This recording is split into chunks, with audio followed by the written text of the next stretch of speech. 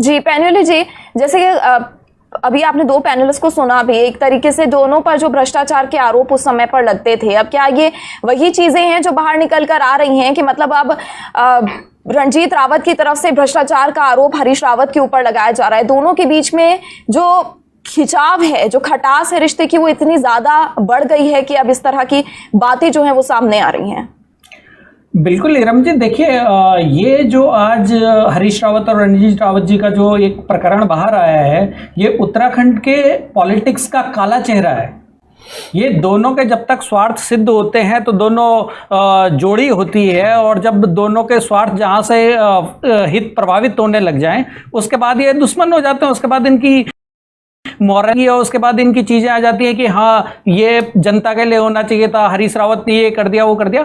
देखिए ये अकेला कांग्रेस में ही नहीं है, ये बीजेपी के अंदर भी है और किसी भी राजनीतिक दल के अंदर है। लेकिन क्या है कि कांग्रेस का कार्यकर्ता या तो आप अनुशासनहीन बोलो या फिर बोलो कि डेमोक्रेटिक है, कि उनकी सिर्फ टव्वल बाहर आ जाती है। और ये बीजेपी में भी सेम चीजें हैं। बीजेपी के कई नेता ऐसे हैं जो पहले दोस्त थे और अब फुटी आंख नहीं एक दूसरे को देखते हैं। ये पॉलिटिक्स जो रिवायती पार्टियां हैं, जो बीजेपी, कांग्रेस या दिल्ली से संचालित जो ये दल हैं, जो इनके रिमोट दिल्ली में है, यहाँ की जनता से इन्हें कोई लेना देना नहीं है, यहाँ की जनता से इन्हें कुछ नहीं है। इनको केवल ये चाहिए कि हमारे हित और हमारे स्वार्थ कहाँ तक सिद्ध होते हैं, जहां तक उनके हित और स्वार्थ सिद्ध हो रहे हैं वहां तक वो दोस्त है, वहां तक उनकी दोस्ती है। इसीलिए बोला जाता है कि पॉलिटिक्स में कोई परमानेंट एनिमी नहीं है और कोई परमानेंट फ्रेंड नहीं है। ये भी इन्हीं दो पार्टियों का है। जब तक आपका मतलब है तब तक आप साथ है, और नहीं है तो फिर आरोप प्रत्यारोप करो और किसको किस तरीके से डिच करो। जनता से तो जनता जाए भाड़ में, अपना काम बनना इनको ज्यादा वो है। और ये तो बहुत कॉमन तो यानी कि सिर्फ सियाहट है, कि सियाहट में आरोप लगाए गए हैं। जी हाँ बिल्कुल हुआ होगा, क्यों नहीं। कांग्रेस और बीजेपी में यही तो होता है। दिल्ली जिसकी अटैचियां पहुंची उसको टिकट मिला, दिल्ली से जिसकी अटैचियां पहुंची वो सीएम बना, जिसकी अटैचियां पहुंची वो मिनिस्टर बना। आज भी प्रचंड बहुमत के बाद भी बीजेपी जो है दिल्ली की तरफ ताक रही है कि पुष्कर धामी आएगा या कोई नया आएगा।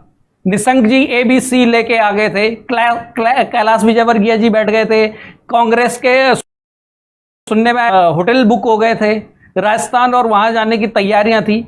देखिए ये खाली जो है दुर्भाग्य है उत्तराखंड का कि उत्तराखंड की जनता जो है वो इन चुनावी और इन प्रलोभन के अंदर आ जाती है। तो इस वजह से वो आज जो ये सच्चाई है ये कल के दिन खुल के आएगी, पता चलेगा कि क्या क्या चीजें हैं, क्या कितना पैसे का लेन देन हुआ है, किसने कहां टिकट बेचे हैं।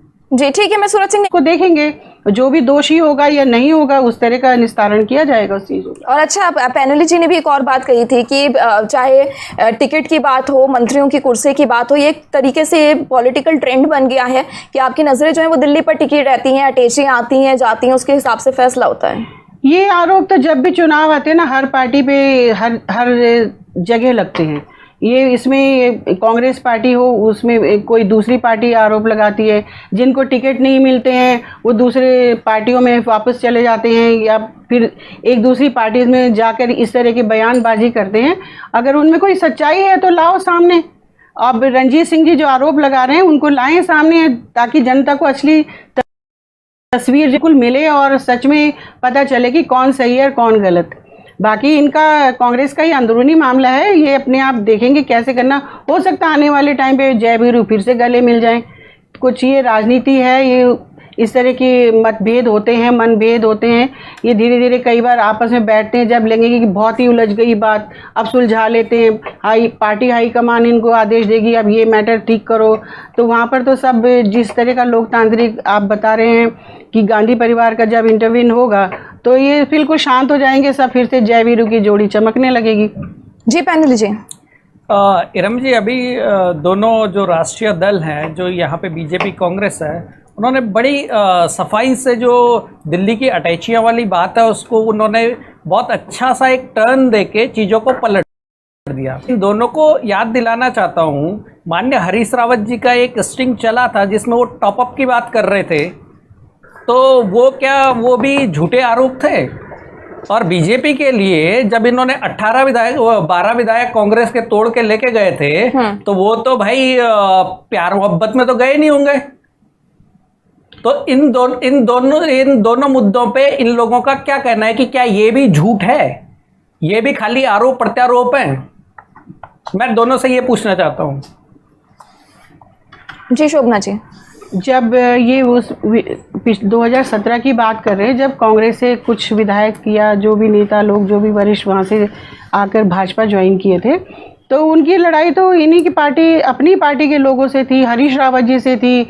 स्टिंग ऑपरेशंस हमने देखे, उस देखी हमने। क्या इस बात में सच्चाई नहीं है कि उनको 5 करोड़ से 25 करोड़ तक दिया गया? वो तो हरीश रावत जी ने बोला था कि हम इतने करोड़ देंगे। भाजपा में ऐसा कोई भाजपा के नेताओं को लाने के लिए कोई इस तरह का कोई रोल नहीं है। महारत हासिल है, बिना उसके मिले हुए बहुमत मिले हुए सरकारें बनाने का। पिछली बार गोवा में क्या हुआ था? राजनीति में जोड़ तोड़ सब चलता है। बड़ा दल बना जब था, आप इस स्थिति में आएंगे, आप तो कांग्रेस बनाई गोवा में, बीजेपी मणिपुर में क्या हुआ था, असम में क्या हुआ था? नहीं बिल्कुल, गोवा में जो हुआ था सबने देखा कि जो है सबसे कम परसेंटेज था, सबसे कम सीटें मिली थी, उसके बाद भी पहुंच गए थे राज्यपाल के पास दावा पेश करने के लिए। खैर प्रशाली जी, एक और बात रणजीत रावत की तरफ से कही गई, खाते नहीं खोल रहे, वो इसी तरह के आरोप। एक और बात उन्होंने की तरफ आऊंगी, पैनलिस्ट से फाइनल कमेंट। देखिए इरम जी, आज जो ये आरोप निकल के आया है, ये बहुत ही उत्तराखंड की राजनीति के लिए और उत्तराखंड के जनमानस के लिए बहुत सोचनीय विषय है। और इसको जितनी जल्दी ये पार्टियां या जनता, पार्टियां तो करेगी नहीं, लेकिन जनता जितनी जल्दी इन चीज़ों पे इन लोगों को सबक सिखाए, वही उत्तराखंड के लिए भले में होगा, क्योंकि ये पार्टियां सुधरने वाली तो है नहीं और ये चलता रहेगा।